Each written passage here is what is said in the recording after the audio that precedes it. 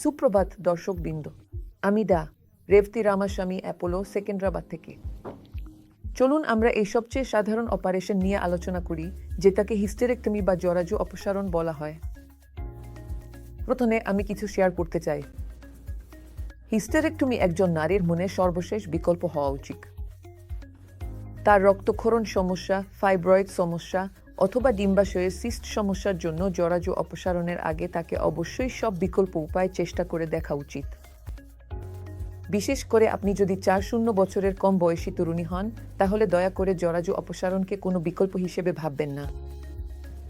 আসলে যখন আর কোনো উপায় নেই, তখনই এটি সর্বশেষ বিকল্প হওয়া উচিত। কেন এমনটা? আমি আপনাকে বলি, ডিম্বাশয় হলো সবচেয়ে গুরুত্বপূর্ণ হরমোন। ইস্ট্রোজেন, প্রোজেস্টেরন এবং কিছু টেস্টোস্টেরন নারীদের জন্য এগুলোর উৎস। এবং ডিম্বাশয় মেনোপজের সময় নিষ্ক্রিয় হয়ে যায়, যা সাধারণত 4-6 থেকে 5 বছর বয়সের মধ্যে হতে পারে। কিন্তু আপনি যদি 4-0 বছরের আগে জরাজু অপসারণ করেন, তাহলে ডিম্বাশয় আরও আগেই নিষ্ক্রিয় হয়ে যায়। কেন?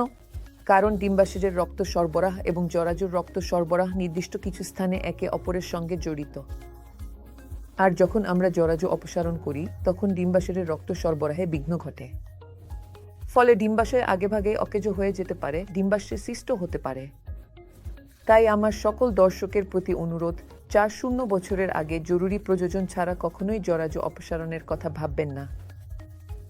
4-0 বছরের পরেও জরাজু অপসারণের আগে হিস্টেরোস্কোপি, কোলপোস্কোপি, হরমোনাল থেরাপির মতো অনেক বিকল্প রয়েছে।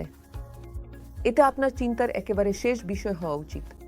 যখন ডাক্তার বলবেন যে জরাজু অপসারণ ছাড়া আর কোনো বিকল্প নেই, তখনই কেবল হিস্টেরেক্টমি বিবেচনা করবেন। ধন্যবাদ বন্ধুরা।